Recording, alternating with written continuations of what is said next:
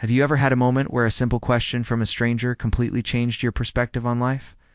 Where someone's courage to ask for help reminded you of something you'd forgotten about human kindness? This is the story of David Harrison, a successful businessman eating alone at a cafe.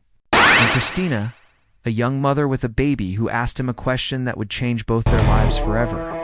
What started as a request for leftover food became something so much more beautiful. Let me paint you a picture. It's a cool autumn evening in downtown Portland. The air smells like fallen leaves, and there's that hint of rain that makes you want to find somewhere warm and cozy. David Harrison, 62 years old and owner of a successful company, is sitting alone at a sidewalk table outside a nice little cafe.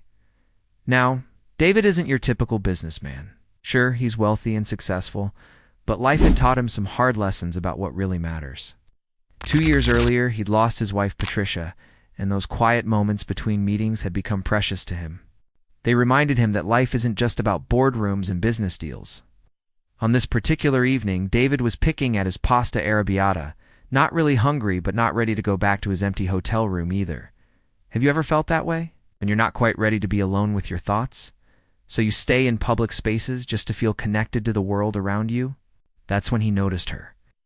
A young woman was walking carefully toward the cafe's outdoor seating area. She was probably in her mid-20s, with blonde hair pulled back in a simple ponytail. But what caught David's attention wasn't her appearance. It was the way she moved, like someone carrying something infinitely precious. And she was. In her arms, wrapped in what looked like a hand-knitted blanket, was a tiny baby. David watched as she paused near the restaurant entrance, her eyes scanning the outdoor diners. There was something in her posture that spoke volumes, a mixture of hope and hesitation, of quiet desperation held in check by dignity. When their eyes met briefly, David saw not just need, but intelligence and strength. The young woman approached his table with measured steps, stopping at a respectful distance. Now, here's where most people might expect her to ask for money. But what she said next was something David had never heard before in all his years of being approached by people in need. "Excuse me, sir," she said, her voice soft but clear. "I'm sorry to bother you, but I noticed you weren't finishing your meal. May I have your leftovers?" Think about that for a moment. She didn't ask for money. She didn't make up a story. She simply asked for food that would otherwise go to waste. There was no aggression in her request. No manipulation, just honest needs stated with such dignity that it took David's breath away. David looked at her more closely. She couldn't have been more than 25. With eyes that held a particular kind of exhaustion, the kind that comes from sleepless nights with a young child. The baby in her arms stirred slightly, making those small sounds that any parent would instantly recognize. "Of course," David said, pushing his chair back. "Please, would you like to sit down?" The woman hesitated. "I don't want to intrude on your evening." "You're not intruding," David replied gently. "I was just finishing up anyway." "Please." As she settled carefully into the chair across from him, adjusting the baby with the practiced ease of a new mother, David got his first good look at the little one. The infant appeared to be perhaps 4 months old, with tiny fingers that occasionally escaped the blanket to grasp at air. "I'm David," he said, signaling the waiter. "Christina," she replied, "and this is Lily." Here's where David did something that shows you exactly what kind of man he was. Instead of just giving her his leftovers, he ordered another full portion of pasta, along with bread and tea. "The food here is quite good," he explained to Christina. "Shouldn't have to settle for leftovers." Christina's eyes filled with tears that she quickly tried to blink away. "You don't have to do that." "I didn't mean to. I know what you meant," David said softly. "But I'd like to buy you dinner, if you'll allow me." As they waited for the food to arrive, Christina began to share pieces of her story. And what a story it was. She had come to Portland 6 months earlier, fleeing an abusive situation. Can you imagine? A young woman with a baby, starting over in a new city, with nothing but hope and determination? She'd found work at a diner, but the hours were unpredictable, and childcare was expensive. Then, 2 weeks ago, the diner had closed suddenly, leaving her without income. "I've been staying at the women's shelter," she explained, gently rocking Lily. "But there's a waiting list for the longer-term programs. I have a job interview tomorrow at a hotel downtown. Housekeeping position. It's not much, but it's a start." David listened without interrupting, recognizing the incredible courage it took to share such personal details with a stranger. He thought about his own daughter Sarah, now 35, and living in Seattle with her family. What if she had ever found herself in such circumstances? When Christina's meal arrived, she ate slowly, savoring each bite, while keeping one hand free to comfort Lily. David found himself thinking about all the expensive business dinners he'd attended, the meals that had become routine and meaningless. Here was someone who truly appreciated every single bite. "How old is Lily?" he asked. "For months next week," Christina replied, her voice warming as she looked at her daughter. "She's been such a good baby through all of this. Sometimes I think she understands that we're in this together." David smiled. "Babies are more perceptive than we give them credit for. My daughter was the same way when she was small. She seemed to sense when Patricia and I needed her to be patient with us as we learned to be parents." "You have a daughter?"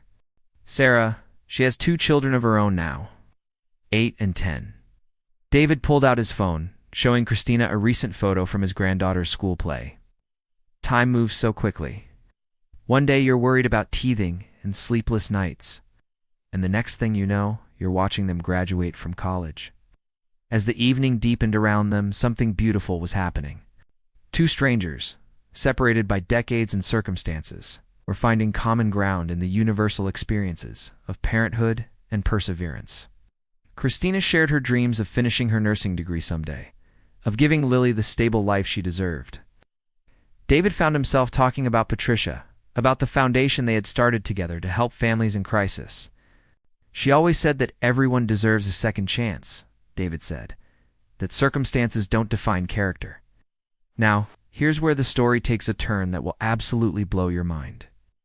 As the cafe began to wind down for the evening, David made a decision that felt both spontaneous and inevitable. He reached into his jacket and pulled out a business card, writing something on the back. "Christina," he said, "I want you to call this number tomorrow morning. Ask for Helen Martinez. She's the director of our family assistance program." Christina looked at the card, then back at David, confused. "I don't understand." "The Harrison Foundation provides emergency support for families in transition, temporary housing assistance, child care vouchers, job placement services. It's what we do." Christina stared at the card, her hands trembling slightly. "But why? You don't even know me." David was quiet for a moment, watching as Lily opened her eyes and gazed around with the unfocused wonder of infancy. "Because 35 years ago, my wife and I were young and struggling. We had big dreams but no money, and Sarah was just a baby. A stranger helped us when we needed it most. Not just with money, but with opportunity and dignity." He paused, remembering. "Mr. Kowalski gave me my first real job. He saw something in me that I couldn't see in myself at the time. He taught me that success isn't just about what you achieve, but about what you make possible for others." Christina wiped away tears that had begun to fall freely. "I don't know what to say. Say you'll call Helen tomorrow. Say you'll let us help you get back on your feet." "I will," Christina whispered. "Thank you." But David wasn't finished. As they prepared to part ways, he asked Christina, "That job interview tomorrow. What time? 10 o'clock at the Marriott downtown?" David smiled. "The general manager there, Tom Bradley, is an old friend. I'll give him a call tonight. Not to guarantee anything," he added quickly, "but to make sure they see what I saw tonight. Someone with character and determination." Now fast forward 6 months. David received a handwritten letter at his office. Christina had gotten the hotel job, and with the foundation's assistance, had moved into a small apartment near Lily's daycare. She was taking evening classes toward her nursing degree and had included a photo of Lily, now sitting up and smiling at the camera. The letter read, "Mr. Harrison, I think about that evening often. You showed me that asking for help isn't shameful, and that accepting kindness isn't weakness. But mostly, you showed me that there are still people in the world who see others as family, not strangers. I hope someday I can pass on what you gave me, not just the practical help, but the reminder that we're all connected, that we all matter." David folded the letter carefully and placed it in his desk drawer next to Patricia's photo. He thought about that evening outside the cafe, how a simple request for leftovers had reminded him of something essential about human connection and the privilege of being able to help. That night, he called Sarah in Seattle. "I've been thinking about your mother's favorite saying," he told her, "about everyone deserving a second chance." "What about it, Dad?" I think she would have added something to that. I think she would have said that sometimes giving someone else a second chance gives you one too. As David looked out his office window at the city lights below, he reflected on how the most meaningful moments often arrive unannounced. A young mother's courage in asking for help, an old man's recognition of his younger self in someone else's struggle. The simple miracle of human kindness connecting strangers across the divide of circumstance. You see, what appeared to be charity was actually grace, offered and received by both parties, reminding them both that we're more alike than different, and that we're never truly alone, as long as we remain open to the possibility of connection. Sometimes all it takes is one person willing to see another person's dignity, even in their moment of greatest need. Sometimes all it takes is the courage to ask for help, and the wisdom to offer it without judgment. Christina asked for leftovers that night, but what she really received was hope. David thought he was just buying dinner for a stranger. What he really found was a reminder of why success means nothing if we do and use it to lift others up. The next time someone asks you for help, remember Christina and David. Remember that we all have something to offer, and we all have something to learn. Remember that kindness is never wasted, and that the most powerful thing you can give someone isn't money. It's the message that they matter, that they're seen, and that they're not alone. Have you ever had a moment like this, when a stranger's request changed your entire perspective? Share your story in the comments below. I'd love to hear about the moments that restored your faith in humanity. And if this story touched your heart, hit that like button and subscribe for more incredible tales that prove we are all more connected than we think.